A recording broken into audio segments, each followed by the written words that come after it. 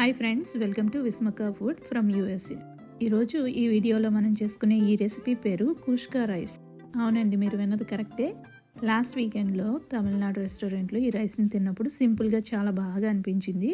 అందుకని ఈరోజు ఈ రెసిపీని మీకోసం చేసి చూపిస్తున్నా. ముందుగా 3 కప్పుల రైస్ని, బాస్మతి రైస్ని శుభ్రం చేసుకుని ఒక అరగంట పాటు నానబెట్టుకోవాలి. లార్జ్ సైజ్ ఆనియన్ని ఇక్కడ చూపిస్తున్నట్టుగా కట్ చేసుకోండి. అలానే 2 మీడియం సైజు టమాటోలను కూడా చిన్న చిన్న ముక్కలుగా కట్ చేసుకోవాలి.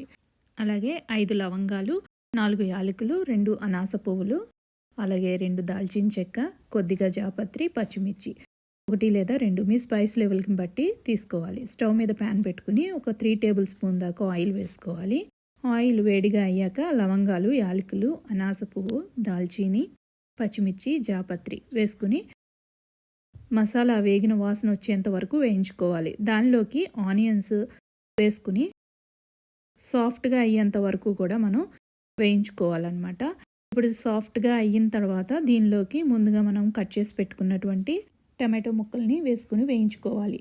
అయితే ఈ స్టేజ్లోనే 2 టేబుల్ స్పూన్ దాకా మనం సాల్ట్ని వేసుకోవాలన్నమాట. దానితో పాటు 1.5 టేబుల్ స్పూన్లో అల్లం వెల్లుల్లి పేస్ట్ని వేసుకుని పచ్చివాసన పోయేంత వరకు వేయించుకోవాలన్నమాట. ఈ 1.5 టేబుల్ స్పూను గరం మసాలాను కూడా వేసుకోవాలి. అలాగే 3 టేబుల్ స్పూన్ల దాకా కారం వేసుకోవాలి. ఎందుకంటే నేను ఇక్కడ 3 కప్పుల దాకా రైస్ తీసుకున్నాను. ఒక్కొక్క కప్పుకి 1 టేబుల్ స్పూన్ చొప్పున కారం వేసుకుంటున్నాను అనమాట.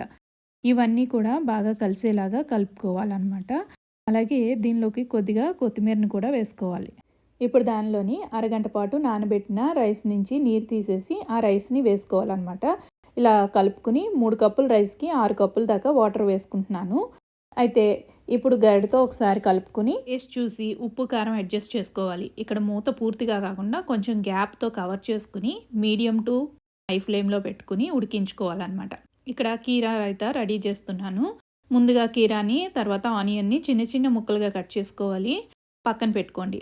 ఈలోపుగా మధ్యలో ఒక్కసారి రైస్ని చెక్ చేసుకుంటున్నాను అనమాట. ఇంకా వాటర్ ఎక్కువగా ఉంది. మళ్ళీ మూత పూర్తిగా కాకుండా కొద్దిగా కవర్ చేసుకుని పెట్టుకోవాలి. ఈలోపు ఒక బౌల్లోకి కీరా, ఆనియన్ ముక్కల్ని వేసేసుకుని కాసేపు పక్కన పెట్టుకోవాలి. ఈలోపు నేను ఒకసారి రైస్ని చెక్ చేస్తున్నాను. బబుల్స్ లాగా వాటర్ అంతా ఇంకిపోయినట్టు అనిపిస్తుంది కదా. ఇప్పుడు లో ఫ్లేమ్లో పెట్టుకుని మూత పూర్తిగా క్లోజ్ చేసి ఉడికించుకోవాలి.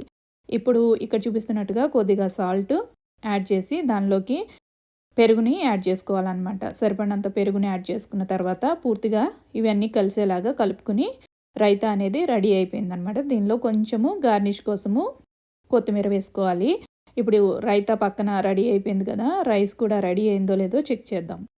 ఇప్పుడు నేను మూత తీసి ఇలా గరిటతో రైస్ని జాగ్రత్తగా కదిపి కింద వరకు వెళ్తే వాటర్ లేకుండా ఉన్నట్టయితే రైస్ అనేది రెడీ అయిపోయింది. కొద్దిగా కొత్తిమీరతో గార్నిష్ చేసి సర్వ్ చేసుకోవడమే.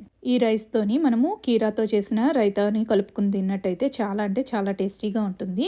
ఈ వీడియో కనుక నచ్చితే లైక్, షేర్, సబ్స్క్రైబ్ చేయండి మర్చిపోకుండా. Thank you.